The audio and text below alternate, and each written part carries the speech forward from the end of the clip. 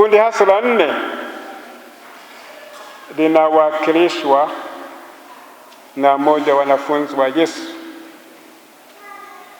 Huyo anatupa tawi la mzeituni, anaofuta upanga na kumkata sikio mtumwa wa kuhani mkuu. Kisha Yesu anatahadharisha, anamwambia, maana wote waushikao upanga wataangamia kwa upanga.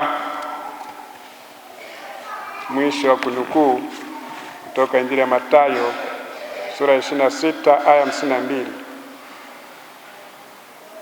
Jiulize, ni mara ngapi umesamehe, umewapenda na kuombea maadui wako? Mara ngapi umetafuta kujilipiza kisasi? Mara ngapi umetetea imani kwa kutumia ubabe na silaha za maangamizi na pengine silaha za moto? Kundi la 5 hasi linawakilishwa na Petro. Petro ananyauka kimani, anamkana Yesu mara 3 akisema, simjui mtu huyu.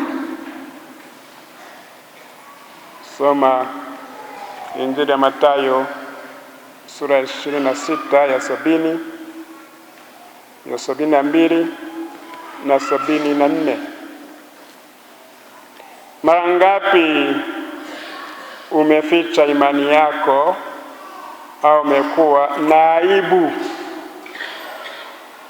kumshuhudia Kristo? Na sasa unapokumbana na majaribu na changamoto katika maisha ya imani. Kundi la 6 hasi linawakilishwa na midomo ya makundi iliyomshangilia Yesu ikiimba Hosana. Soma Injili ya Mathayo sura 21 aya 9. Maana yake, tafadhali utuokoe. Zaburi ya 118 aya 25.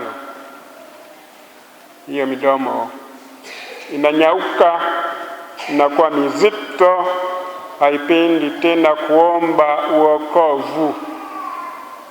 Sasa inatumika kumdhihaki mkombozi, kumtemea mate na kudai asulubiwe. Je, midomo inayotumika kubariki unayotumia ndio unatumia kulani? Midomo inayomwimbia Mungu sifa ndio baadaye hutumika kusema uongo, masengenyo, kashifa na makufuru. Kundi la 7 hasi linawakilishwa na makundi hayo yaliyomshangilia Yesu kuelekea Yerusalemu katika ikulu ya mtawala.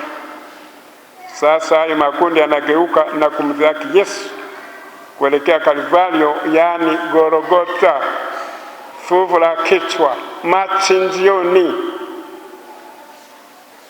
Jiulize, je, unamhitaji Yesu wakati wa shida? Na kisha jibu haja yako unampa shukrani ya punda ambayo ni mateke na magumi?